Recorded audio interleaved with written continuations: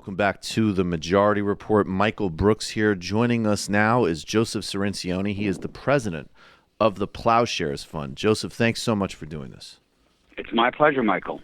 So, Joseph, before we get to some of the specifics of what President Trump has indicated he might do with regards to intermediate missile treaty, can you sort of reset everything for us? What is the global infrastructure of arms control agreements? Both, maybe you could give us just a sort of overview, including bilateral agreements between the United States and Russia, and also international agreements that many countries are still signed onto. What is the sort of basis upon which we've built a world where, miraculously these things have not been used since the atrocities in Japan?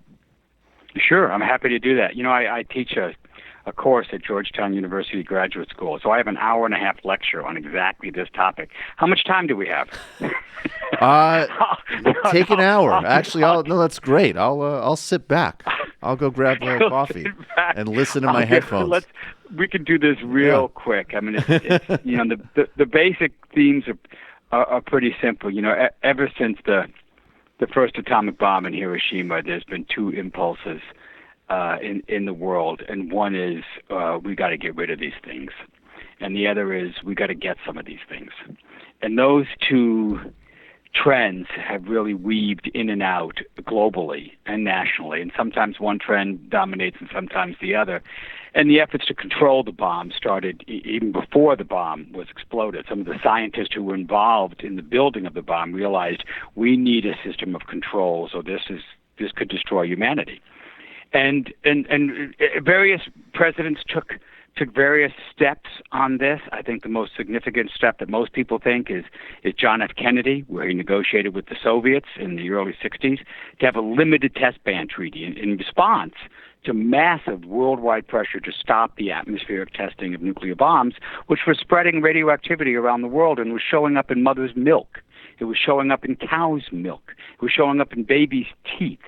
So that stopped the atmospheric testing mostly, though the underground testing continued. And then it was really Richard Nixon with Henry Kissinger who forged the first limits on nuclear weapons back in 1972, the Strategic Arms Limitation Talks, they were called, SALT.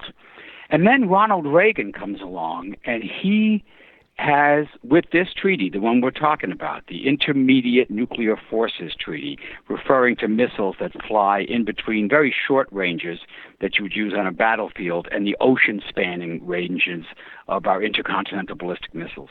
These are medium and intermediate range missiles. And he reached a deal with Mikhail Gorbachev in 1987 to eliminate those.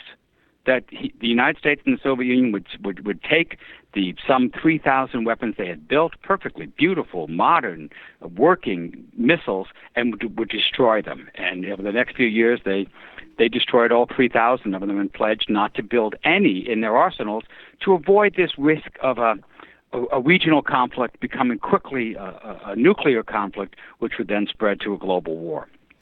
And that was the first time we actually reduced the weapons rather than just limited them.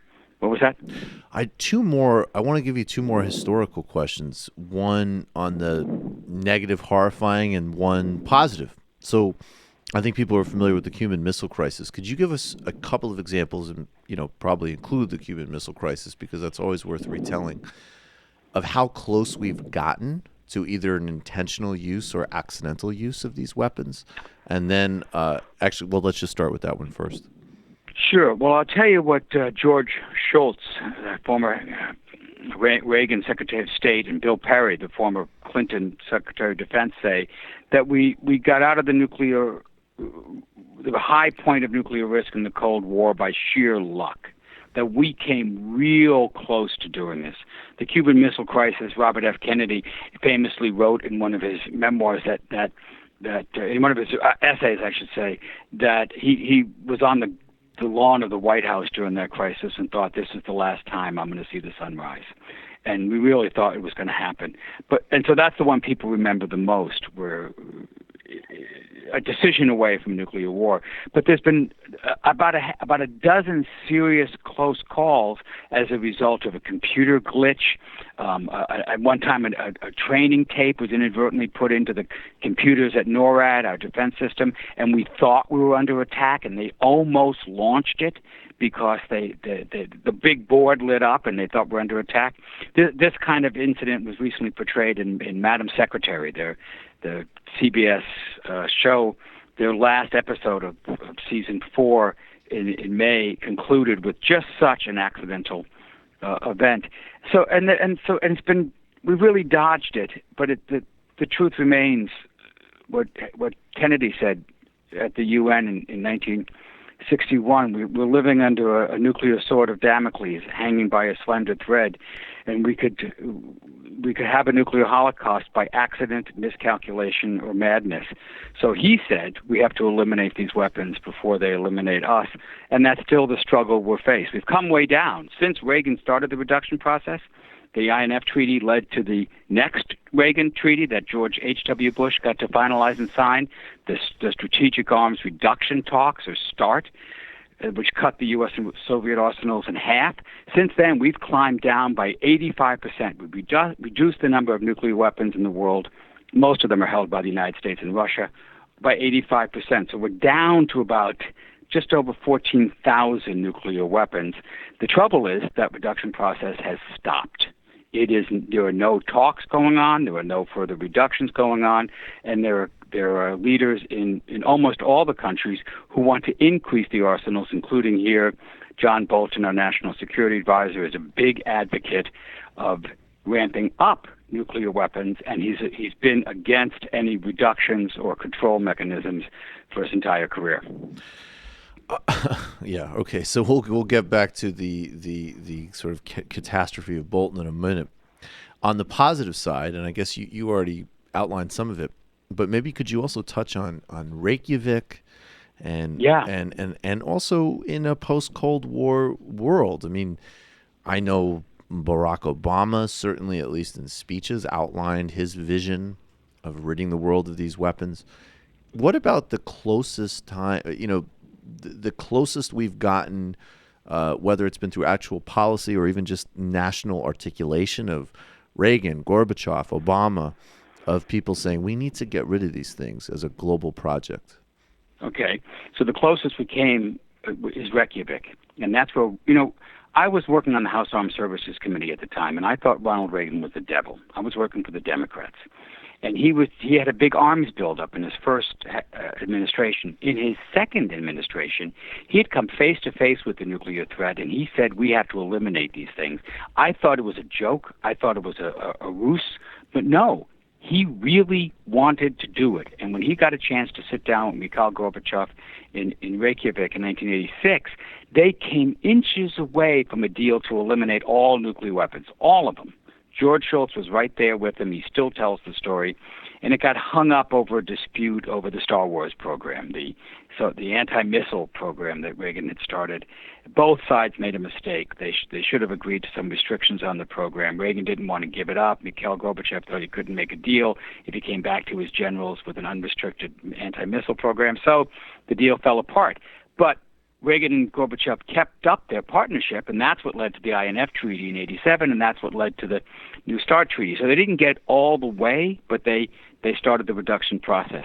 The second closest we've come is Barack Obama, who really came in, and I helped work on his campaign and helped work on the nuclear policy platforms.